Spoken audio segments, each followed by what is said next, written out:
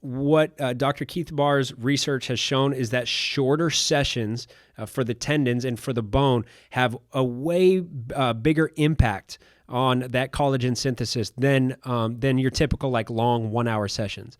So like your 30-minute, 1 hour sessions, that's great for the muscles. Now, when it comes to the tendons, we peak at, I think, 5 or 10 minutes. So when we go beyond that point, and I don't know if it was, I think it was around like 10 minutes, I think we hit a peak, and then we start to go down and we could actually degrade the tissue. So we don't want to have these super long tendon training sessions. So one thing that we've shifted to in our Vertcode Patellar Tendonitis guide is having more frequent sessions that are shorter. Or you'll have your normal Vertcode exercise. Later on in the evening, you're going to come back and do a 5 to 10 minute tendon session. So what they showed is these little sessions have to be separated by 6 hours. So if you just throw in like 2 different sessions, but they're within 4 hours, that's not going to be a long enough recovery time. So you want to have 6 hours in between. So anyways, supplementation with increasing amounts of gelatin, increased circulating glycine, proline, hydroxyproline, and hydroxylysine, peaking 1 hour after the supplement was given. So if you were taking 5 grams of gelatin, I think they would say that it would peak around 30 minutes. But if you're taking a full 15 grams of gelatin, it's going to peak at an hour. Now, why this really matters, and the reason they did it before exercise, 1 hour before, is because tendons especially are reliant on blood flow, right? Like muscle is metabolically active. You're chilling in bed and your muscles are soaking up nutrients just because it has to stay alive and it's metabolically active. So could exercise sessions be good to soak up more nutrients in the muscles? Yes. But either way, your muscles are going to get nutrients.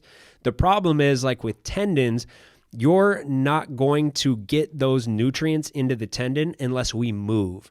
And that's why they say loading is king for tendon rehab.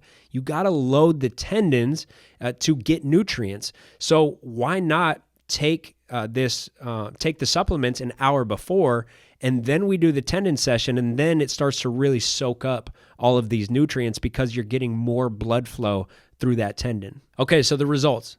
The placebo group, remember the group that didn't do any supplementation, but they still did the exercise session.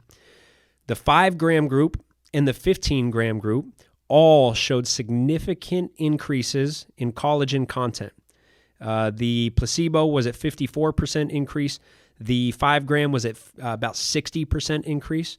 And the 15-gram was at 153% increase, right? So this is a dose-dependent response. Basically, the higher the dose, the bigger the response that we got. So it improved the collagen content, and it also improved the mechanics of the tissue. So it's not just the gelatin, it's also the vitamin C. It's the combination. So vitamin C is required for collagen synthesis, but vitamin C can also activate the collagen cross-linking enzymes, lysol oxidase, and also lysol hydroxylates, and this increases collagen cross-linking.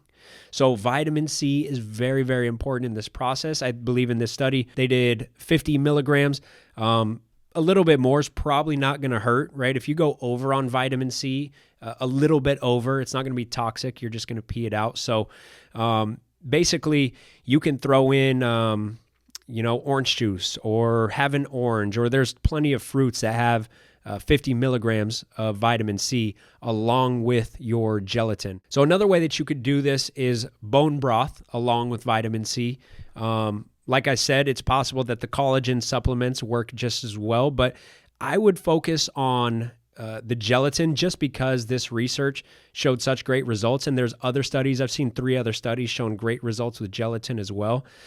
In the Vertcode Patellar Tendonitis tab, I added a list of ingredients and a recipe. It's on along with this study, I believe they gave out their recommended recipe. But it's very, very cheap, and it seems to be very, very effective. Now, there's going to be people that say, hey, when you take gelatin, it just breaks down to normal amino acids before it actually reaches the tendon. But there's plenty of research that shows that there are beneficial effects. So I would stick to it, especially because there's no downside to this, right? It's not like we're going out and spending $1,000 on gelatin. Like, it's very cheap and it's potentially extremely effective. So all upside, no real downside. So why not start doing it and start increasing the frequency of those training sessions, 2-a-days.